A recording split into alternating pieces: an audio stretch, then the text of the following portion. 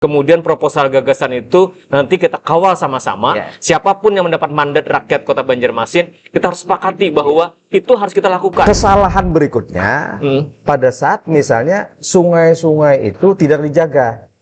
Yang sungai yang mestinya lebar, tanpa sadar dikorbankan oleh pelebaran jalan. Sungai yang ada di kawasan Pekapuran tembus Klayan, itu keluarnya kan sama-sama di Sungai Martapura. Sama-sama di Sungai Martapura, nah, di muara itu. Ini bisa dikemas menjadi daerah wisata.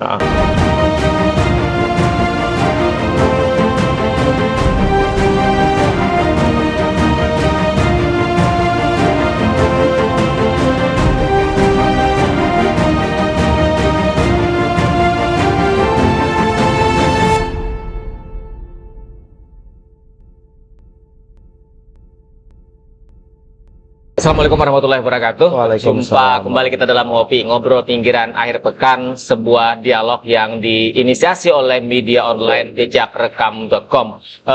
Ngopi ini adalah diskusi berseri yang kita tampilkan setiap minggu atau setiap pekan. Kali ini kita masih menyambung diskusi kita terkait dengan ada soal sungai. Kita kaitkan dengan Hari Jadi Kota Banjarmasin 2022 yang ke-496.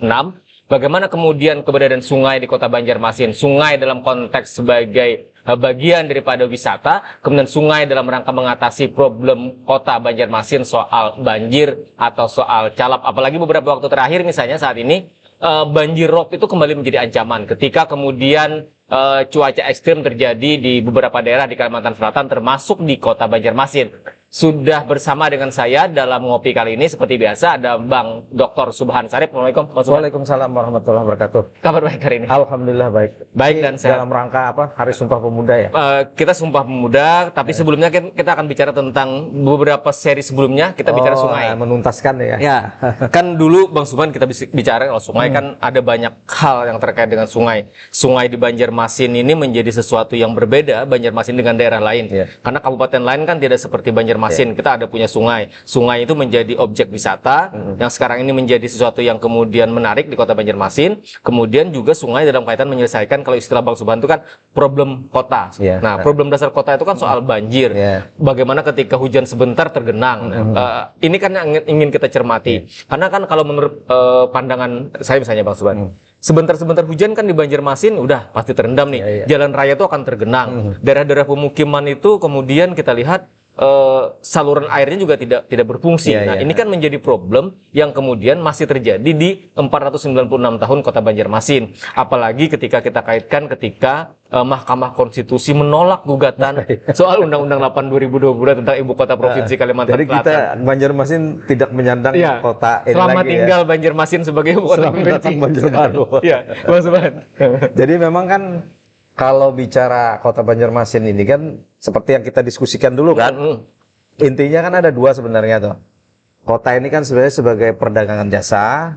Nah, dengan misalnya kalau kita melihat kan ikonnya itu sebenarnya ada di Sudirman Mampir dan sekitarnya. Jadi mulai ujung Blauran, kemudian ujung Murung, pasar Lima, pasar Niaga, Cempaka dan sebagainya, kawasan di situ lah. Nah, kemudian yang kedua itu kan persoalan mengenai sungai. Nah, kalau kita bicara misalnya sungai, keunikan Banjarmasin ini kan karena dia pertama dikelilingi sungai, yang kedua di belah sungai. Mulai sungai yang besar, Barito, yang setengah besar Martapura, sampai sungai-sungai kecil. Ada sungai Awang, ada sungai misalnya Kuripan, ada sungai Guring, ada sungai Pekapuran, sungai Klayan, kemudian Petran sebagainya. Semuanya ini kan dulunya kan unik tuh. Karena dia kalau kita lihat dari udara, itu kan sebenarnya membelah dan saling tersambung. Nah, coba kalau misalnya kita membayangkannya, kalau kita bicara misalnya wisata dulu, kita melihat cuacanya. Kalau kita membayangkan itu seandainya pemukiman pinggir sungai itu tertata rapi, kemudian sungainya itu masih seperti dulu, asri, dalam, lebar, bisa dilalui perahu-perahu besar, perahu mulai dari Jukung Tiung misalnya kita bawa kayu, kemudian perahu-perahu buah-buahan segala macam, jukung-jukung orang pedagang. Nah, bayangkan kalau kita misalnya menjelajah mengenai sungai itu tadi. Jadi kita masuk misalnya mulai Petran, sungai bukan Petran, mulai Martapura, masuk ke Klayan, masuk ke Kelayan. keluarnya di Pekaburan. Ya, Nah, kita kelilingi. saya bisa bayangkan. Bayangkan kan? Bisa bayangkan. Meliuk-liuk kan? Iya, iya. Atau kalau kita mau agak unik, kita masuk ke arah yang sungainya menyimpang ya. Kita masuk ke Sungai Guring. Sungai Guring yang Sempalannya yang tembusnya ke belakang hotel apa tuh? Iya. Nah, hotel dulu Pebiola ya namanya. Heeh. Nah, sekarang nih hotel Yang dekat lupa Lotte. hotel ya, Ya. ya dekat situ lah. Tembus ke sana, ke Ayani, dari Ayani ada Sungai Kerukan, tembusnya ke Kabupaten Banjar, Kabupaten Kartanyar, Banjar, Banjar Indah. atau menyeberang masuknya ke misalnya Gatot Subroto, masuk ke mana ke Jalan Pramuka, semuanya terhubung. Tembus ujungnya terakhir kita keluar di Sungai Gardu. Sungai Gardu, ya. Ah, bayangkan betapa indahnya kota Banjarmasin kalau kita misalnya tracknya itu jalurnya itu tepat. Nah kemudian yang berikutnya adalah tadi kita terkait dengan persoalan banjir, persoalan kecalapan segala macam. Nah kita kan tahu bahwa persoalan banjir itu tidak lepas dari karena daerah-daerah resapan, kemudian rumah-rumah air itu sudah tidak banyak lagi. Jadi sebenarnya kan secara morfologi kota Banjarmasin ini kan sebenarnya awal dia itu kan sebenarnya dia daerah rawa. Kenapa ada muncul gelar sebagai kota 1000 sungai itu sebenarnya bukan jumlahnya 1000, tapi karena begitu banyaknya air di kota Banjarmasin, kemudian begitu banyaknya area-area segala yang dilalui air, dari situlah muncul istilah 1000 sungai. Sama dengan cerita 1001 malam. Ya, sama seperti itu sebenarnya karena saking banyak tidak bisa dihitung lalu ditafsirkanlah jumlah yang banyak itu adalah 1000. Nah, perkembangan berikutnya begitu pola pembangunan mulai mengutamakan sistem urukan dengan menimpakan di sungai itu batu-batu tanah-tanah patsonik merah, dipindah gunung ya, akhirnya dari Banjarbaru, dari Pelehari ke Banjarmasin, dampaknya akhirnya Banjarmasin berubah menjadi daratan. Itu awal masalah. Begitu berubah jadi daratan, nah ini kita ibarat di sini ya. Ini kan awalnya tidak ada nih yang makanan ini tidak ada. Isinya air semua. Nah, bayangkan begitu kita masukkan makanan. Maka air ini kan pasti naik. Artinya volume air yang ada di dalam ini yang harusnya misalnya 2 liter, ketika ada barang lain menaik dia. Daya tampungnya tidak 2 liter lagi. Karena ditimpa oleh yang ada ini. Artinya itulah yang terjadi di kota Banjarmasin. Sehingga menaiklah akhirnya air-air yang ada di kawasan kota Banjarmasin. Artinya urukan yang terjadi secara masif, kemudian kawasan-kawasan yang dulu menjadi daerah resapan, hari ini berubah menjadi pemukiman. Itu kemudian memperparah kondisi kota Banjarmasin. Itu awal muaranya. Awal muaranya itu. Nah, kesalahan berikutnya pada saat misalnya sungai-sungai itu tidak dijaga. Yang sungai yang mestinya lebar tanpa sadar dikorbankan oleh pelebaran jalan. Dikorbankan oleh membangun bangunan. Misalnya nih ada misalnya kita lihat ada rumah ibadah. Bukan kita bicara tidak bolehnya rumah ibadah. Ada rumah ibadah. Kemudian karena letaknya pinggir sungai tetap dimasukkan ke dalam sungai itu tadi. Nah kemudian sungai-sungai yang lain dibiarkan menyempit karena limbah. Misalnya kita kalau belajar ya sejarah itu sungai di Kuripan dari Veteran tembus ke Ayani itu kan ada sungai Kuripan dulu di belakang PDAM. Nah itu tidak lepas dulu. Kalau saya masih kecil sering lewat di situ. Dulu sebenarnya limbah dari bekas pengolahan air di PDAM itu banyak yang tanpa sadar tuh jatuh ke sungai di Kuripan itu. Akibatnya sungai Kuripan tuh menjadi mengendap segala macam, endapannya makin tinggi. Ditambah dulu ada pabrik di sana itu, kalau pabrik tahu segala macam dulu, itu juga limbahnya tanpa sadar dibuang di situ. Nah, ditambah lagi dengan suburnya permukiman, bantaran sungai dibangun masuk ke dalam situ. Pada saat itulah mulai masalah muncul. Jadi ada banyak hal yang berkontribusi. Bisa Belitung itu kan dulu sungainya tembus sampai ke jalan pembangunan, sampai ke ujung sana kan, ke ujung daerah Pertamina tuh di ujung sana di Queen. Tembus semua itu kan dulu. Dan orang mengambil kayu tuh lewat sirkul di sana. Kemudian di Balasung itu kan Masjid Raya ya, masjidnya mutar, ya, kemudian tembusnya ke belakang PLN, tembusnya akhirnya ke daerah belakang Hotel Mentari. Hotel Mentari itu kan Belasung namanya Belasung, dulu, sampai tembus nyebrang ke rumah belakang gereja, belakang wali kota, belakang gereja, belakang wali kota. Ya, di itu Mata kan Dinata. dulu besar itu, kenapa jadi besar? Karena dulu ada konsulat Rusia kalau tidak ada salah di situ, yang dulu BP7 itu membangun itu dari fondasinya itu dari batang kayu yang besar, mengangkutnya itu melalui sungai itu. Nah, jadi banyak itulah akhirnya akibat dari sungai banyak yang mengendap, menyempit dan mati, rumah air ini menjadi berkurang. Ditambah tadi resapan. Jadi sungai ini kan sebenarnya jalan air sekaligus berfungsi sebagai rumah air. Kemudian daerah-daerah resapan itu kan rumah airnya, istirahatnya air, mengendapnya air di sana. Ini sudah semakin hilang dan berkurang. Ditambah yang paling krusial persoalan dunia ini adalah persoalan perubahan iklim, pemanasan global. Ini kan dimanapun tak pernah bisa untuk mengatasi, belum ada teknologi atau cara untuk mengatasi persoalan pemanasan global. Jadi persoalannya sangat rumit. Ada persoalan cuaca iklim yang berubah. Kemudian tadi ada persoalan banyak hal yang kemudian misalnya sungai kita yang tidak berfungsi dengan baik. Tapi kira-kira misalnya Bang Subhan, masih mungkin tidak sih sungai-sungai kita itu ditata? Ditata dalam artian kemudian mengembalikan fungsinya. Nah, fungsi misalnya sungai yang dulunya menjadi, tadi kan terkoneksi kata Bang Subhan kan, kita dikelilingi sungai, kemudian dibelah sungai, kemudian masing-masing sungai ini ada anak-anak sungai, ini kan masing-masing terkoneksi nih. Masih bisa nggak itu sebenarnya kita fungsikan lagi dalam rangka kemudian ketika ada genangan dia bisa mengalir, sehingga kemudian tidak seperti sekarang? Sebenarnya kalau memungsikan semuanya itu memang sulit, karena sudah sedemikian, ibarat itu kan sedemikian banyak yang sudah diambil terkait dengan persoalan daerah tangkapan dan resapan atau jalannya air itu tadi. Tapi memang harus diinikan dulu, bisa dilakukan hanya untuk bagian-bagian tertentu. Jadi misalnya seperti ini, kita harus bisa mempertahankan dan memperkuat perannya sungai di Veteran. Kemudian kita harus memperkuat perannya Sungai Guring, Sungai Pekapuran. Jadi Pekapuran tembus itu harus dipertahankan, itu harus diperlebar, harus didata ulang.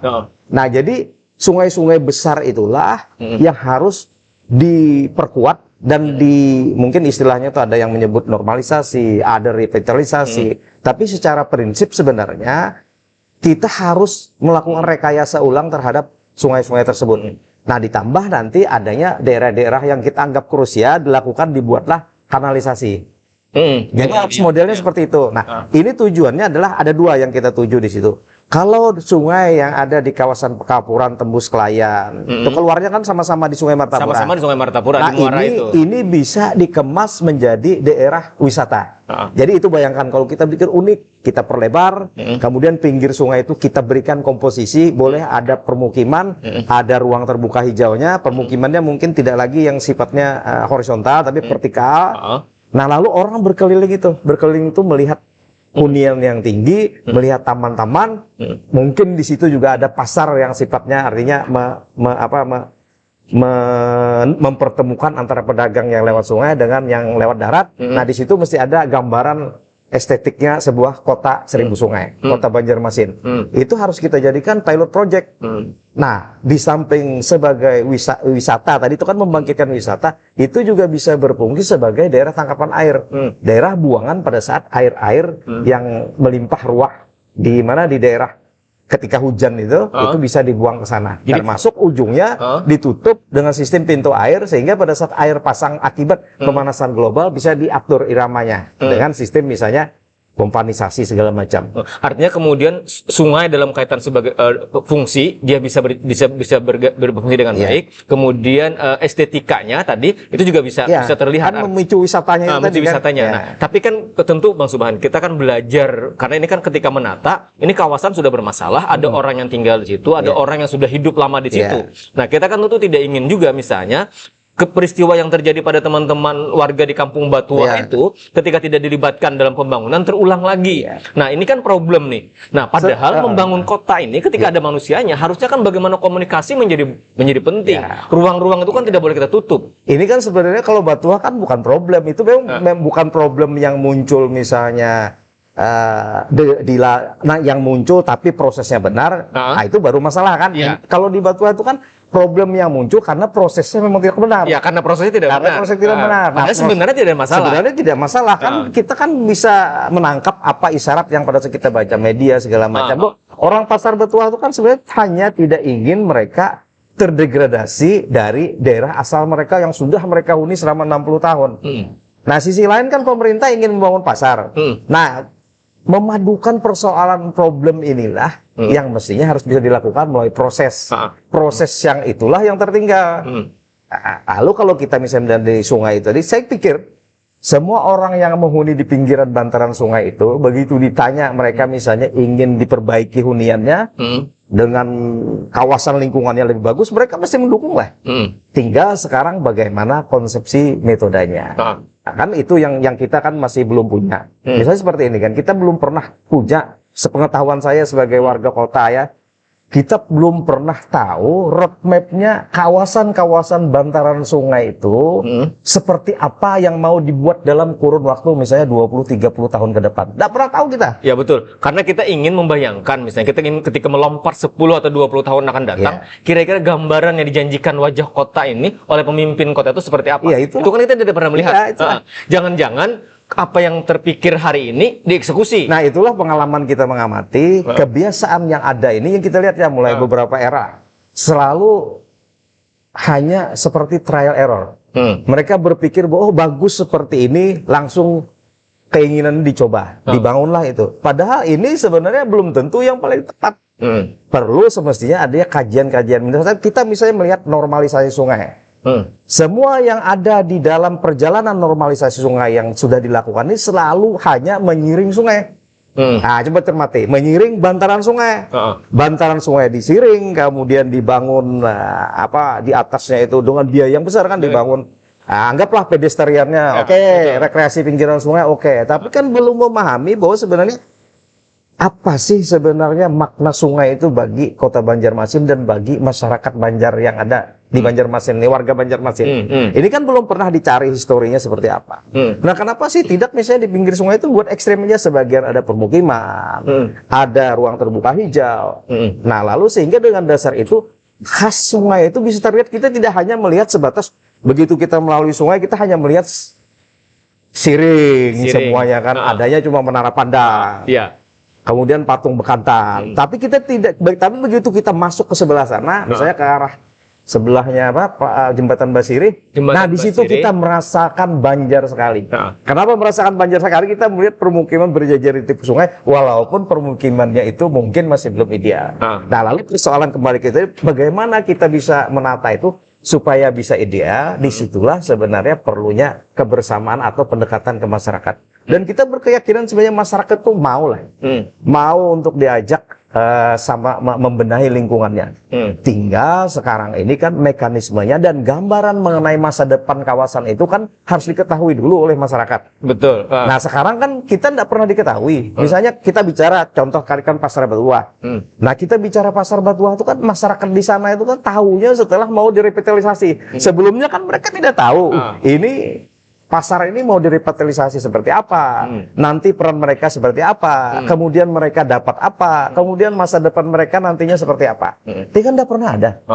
Sekarang kalau kita tanya misalnya si penggagas pasar itu ya, kita tanya itu dibangun pasar itu, keuntungan bagi masyarakat dari misalnya mereka meningkatkan kualitas hidup mereka itu seperti apa? Masyarakat yang ada di sana, yang tinggal di sana dan lingkungan di sana. Nah, kemudian bentukan yang dibuat itu meningkatkan dari segi misalnya etalase kota seperti apa. Di depannya ada sungai. Nah, kemudian meningkatkan misalnya tampilan sungai itu seperti apa. Nah, jadi itulah yang sebenarnya kelemahan kita dalam hal di kota Banjarmasin ini menurut kami sejak awal itu adalah kita tidak punya. Kalau Pak Harto itu kan cirinya kan GBHN. Garis besar realita, GBHN segala macam. Nah, kita mestinya punya juga format masa depan kota Banjarmasin itu seperti apa dalam kurun paling tidak minimal 20 tahun. RPJP itu kan 20 tahun. Misalnya kan RPJP di tahun 2016 itu kan di eranya Pak Yudi kalau tidak salah ya. Iya. Nah, era Pak Yudi itu kan ada dua fokus tracingnya dalam visinya. Sebagai gerbang ekonomi Kalimantan dan sebagai kota sungai. Nah, kemudian dipelanjutkan oleh Pak Ibnu, tagline Pak Ibnu pada saat hari jadi kota Banjarmasin, kita lupa tahunnya berapa, adalah kota terindah. Iya. Nah, ini kan luar biasa sebenarnya. Nyambung kan artinya nih. Tapi problemnya, semua yang ada di sini dalam perjalanan mendandani kota, memformat pembangunan itu, tak pernah serius mengacu ke sini tadi. Kita bicara misalnya gerbang ekonomi Kalimantan. Itu digagas pada tahun 2016. Artinya sekarang udah berapa tahun? Hampir 25 tahun kan? Mestinya pada saat ini kita mencapai menjadi gerbang ekonomi Kalimantan. Tapi faktanya, nah, kita melihat misalnya kita kemarin bicara Sudi Mampir, ya masih seperti itu. Pasar Lama masih seperti itu juga. Tidak ada hal yang berubah. Artinya ada atau tidak ada yang memimpin kota ini ya seperti itu. Seperti itu juga. Jadi apa gunanya ada visi itu tadi kan? Kemudian kota sungai. Sungai. Ya sungainya makin banyak mati kan? Makin berkurang. Nah, sungai di sekitar ini kan aneh. Kalau di pelangnya itu sungai A, 0, lebarnya 0 sampai 10. Kalau 0 itu berarti tidak ada kelebaran. Mestinya 0 itu tidak perlu disebut lah. 0 itu nggak ada lebar, nggak ada sungainya berarti 0. Berarti ujung sungai. Jadi itu saja menunjukkan bahwa kita tidak paham mengenai persoalan bicara mengenai sungai itu tadi. Bang, kalau kita butiri persoalan Banjarmasin di usia 496 tahun 2022 ini kan ada banyak tadi. Ada soal pasar. Bahkan kalau kita, beberapa saat setelah kita diskusi tentang bagaimana pasar di kota Banjarmasin, kemudian ada kabar kan ambruknya pasar di kawasan Ujung Murung itu kan. Nah, ada soal pasar, ada soal tadi calap, sungai, penataan, kemudian kekumuhan kota, penataan parkir, segala macam. Itu berkait semua. Berkait semua. Ini ada banyak persoalan nih. Nah, bagaimana kemudian ke depan kita ingin mengingatkan pemimpin kita, siapapun yang menjadi pemimpin kita, kalau dia punya gagasan tentang kota Banjarmasin, bagaimana kita memastikan gagasan itu kita kawal dengan baik? Bagaimana kita memastikan ini tidak melenceng nih? Karena kalau ini kita biarkan, ini kan menjadi bahaya, Bang Suban. Lingkungan kita tidak semakin baik. Apalagi kita sudah bukan sebagai ibu kota provinsi. 2021 itu kan menyentakkan kita. Kita tidak pernah membayangkan Ayani itu lumpuh. Banjir itu. Banjir. Ini kan kita tidak pernah bayangkan nih, Bang. Nah, kalau pemimpin kita tapi tidak... kita sudah hitung loh, Pak Rasidi itu. Kan kita sering di TVRI dulu. Kita pernah diskusi bahwa ini 5-10 tahun ke depan akan mengalami itu. Ternyata tidak sampai segitu. Nah, kalau ini tidak dipikirkan oleh pemimpin kita ke depan, kalau hanya berpikir setahun, 2 tahun, 3 tahun saja, kan selesai kota ini. Kita ingin pemimpin itu berpikir kira-kira 10 tahun melompat 20 tahun ke depan, agar hari ini ada gagasan yang ditawarkan kepada masyarakat Banjarmasin. 2024 kita akan pemilu, Bang Suman. Kalau saya melihat sebenarnya kan seperti ini. Banjarmasin ini kan sebenarnya harga matinya itu 2 sebenarnya. Tidak bisa bergeser dari itu. Perdagangan dan jasa, dan sungai terkait dengan wisatanya. Itu kehidupan kota Banjarmasin ke depan, lepas dia dari sebagai ibu kota provinsi atau tidak. Nah, format inilah yang harus betul-betul disikapi dan ditegaskan bahwa itu tujuan kita. Tujuan kota Banjarmasin ke depan. Nah, lalu terkait dengan tujuan ini, kita tidak lagi bicara kepemimpinan. Tapi bicara ini adalah roadmap-nya kota Banjarmasin, sehingga siapapun yang menjadi pemimpinnya, maka patokannya itu adalah itu. Jadi sekarang menjadi tugas sebenarnya di PR, bersama Pemko, untuk menggodok GBHN-nya kota Banjarmasin, itu seperti apa. Misalnya kita bicara kota Banjarmasin, jangan lagi kita bicara misalnya 20 tahun. Kita bicara kurun 100 tahun.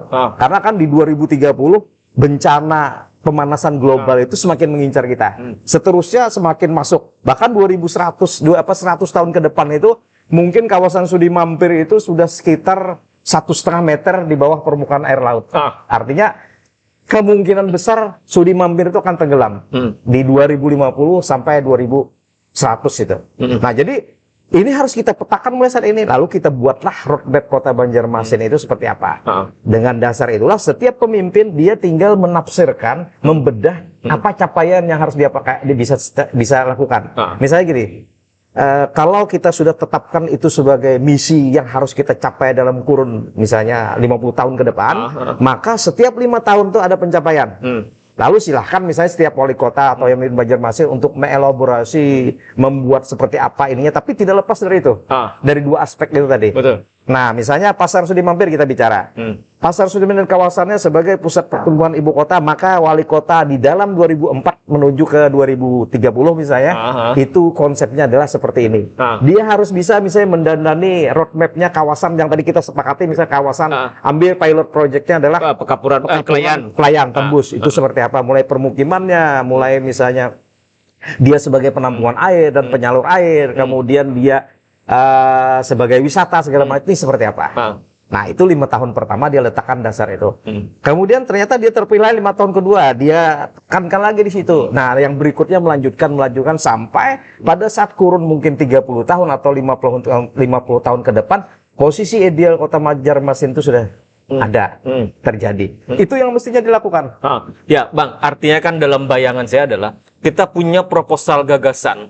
Kira-kira gagasan kita 5 tahun, 10, 15, 20 tahun ke depan itu Banjarmasin akan seperti apa. Kemudian proposal gagasan itu nanti kita kawal sama-sama. Siapapun yang mendapat mandat rakyat kota Banjarmasin, kita harus sepakati bahwa itu harus kita lakukan. Nah, makanya kan menurut saya nih sebenarnya dewan nih kan harus berani bersikap menginisiatifi supaya muncul perda terkait itu tadi.